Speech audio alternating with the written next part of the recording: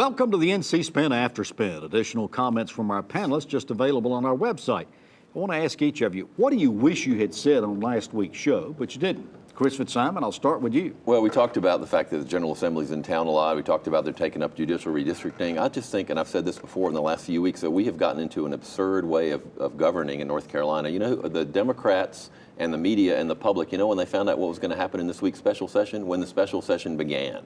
There was no public notice. There was nothing on the calendar. We knew they were going to take up vetoes. But other than that, there could be conference reports. There could be all sorts of things.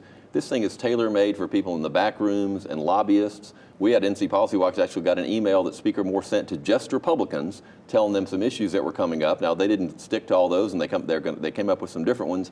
But what kind of government is it where we have no hearings anymore? Bills are the whole bunch of different things are stuffed into a bill that nobody sees. There was actually a great quote from Representative Dollar during the special session this past week, where he said Representative Lewis will finish explaining the bill when people tell him what's in it. That's what it's come to in Raleigh, and this is no way to run a state government. It's not only undemocratic, it's embarrassing. Well, we'll tell you what you need to know when you need to know it. Yeah, Cash Michaels, what do you wish you'd said on last week's show? You know, actually, I'm joining my friend Chris's choir here, because the Republicans really, it seems like they feel empowered to do whatever the devil they want to do, however they want to do it, just because they got elected. And there seems to be no standard whatsoever. So I agree with Chris 1,000,000%. So the answer to the question, why are they doing all these things, is because they can't? That's what they tell us. Okay, Becki Gray, what do you wish you'd said on last week's show? Well, Tom, when we were talking about the redistricting, which when are we not talking about the redistricting in the court cases and all, but something else, you know, aside from that, don't forget that we still have court cases that involve election law and questions around voter ID, same-day registration, out-of-precinct voting, how long to extend the early voting period. So in addition to the redistricting questions that we're still dealing with, we're also dealing with some other election law questions I said it, around our redistricting elections. is number one. Court cases has got to be the number two so story in the the districts state. are not the only thing that we're talking about, and they're working their way through the courts. Interesting. John Hood, what do you wish you'd have said on last week's show?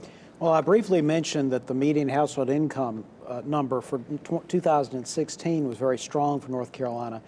And I was thinking about the fact that it was much stronger than it has been in other recent years. That led me to take another look at our job numbers for 2016, some of our other data.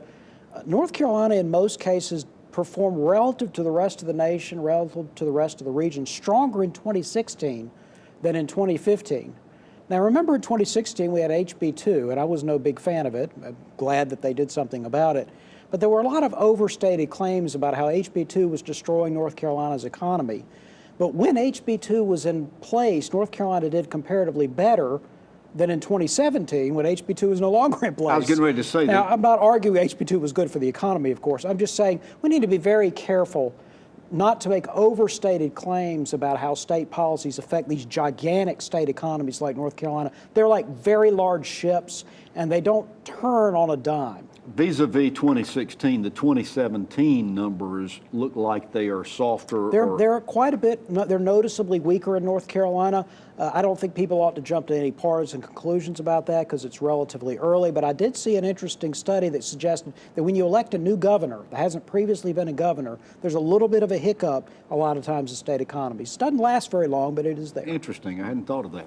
Well, thanks for watching the After Spin. We'll have more video all during the week on ncspin.com.